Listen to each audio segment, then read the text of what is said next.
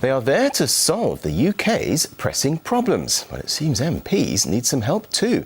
The recent arrest of a Labour MP after a late-night brawl in a House of Commons bar is just the latest in a string of alcohol-fuelled scandals. RT's Laura Smith reports now on how some parliamentarians are said to be drinking their way through life at Westminster. Answer is yes. Raucous behaviour by members of Parliament, now not an uncommon sight on our TVs ever since the late 80s when cameras were allowed inside.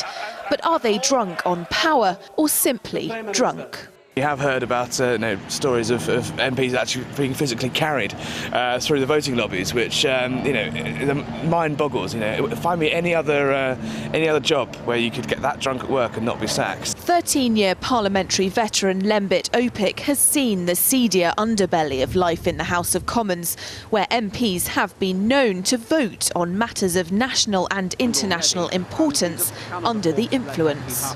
A member of Parliament might go into the bar and have a few drinks instead of having dinner. And by 1 or 2 o'clock in the morning, they thought it was a good idea to go into the House of Commons and try and take part in the debate. I've seen that at least one time. It was very funny, but I'm not sure quite how professional it was. Here on the parliamentary estate, there are 9 separate bars for the use of the people who work here and their guests. The most notorious among them is the Strangers Bar, where MPs from rival parties often clash. So much drunken revelry goes on there that it's said there used to be a little arrow nailed about 15 centimetres from the floor, which indicated the exit to those who were crawling out on their hands and knees.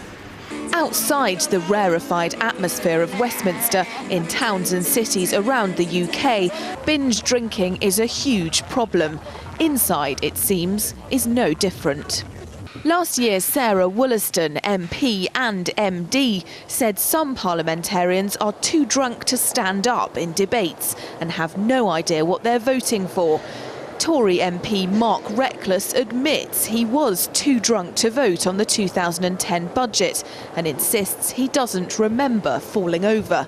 And MP Paul Farrelly admitted wrestling a newspaper seller near a Parliament bar, although he maintains he wasn't drunk. Most recently, MP Eric Joyce has been charged with assault following a late-night punch-up in a Parliament bar. And all that boozing is subsidised by the taxpayer. The subsidy works out around £9,000 per MP, and it can work out for about 15 quid for a steak and chips if you're a member of the public, or £7 if you're an MP. Why should the public be subsidising their late-night drinking culture? MPs defend the culture as part of the job. High pressure, long stretches away from home. The hours are long, people spend a lot of time together, and the building is old-fashioned. That doesn't mean you have to drink a lot, but I guess that was part of the club atmosphere, and it probably still is. All of which leaves the taxpayer wondering whether this is an appeal for calm or a drinks request. Laura Smith, RT, London. Order!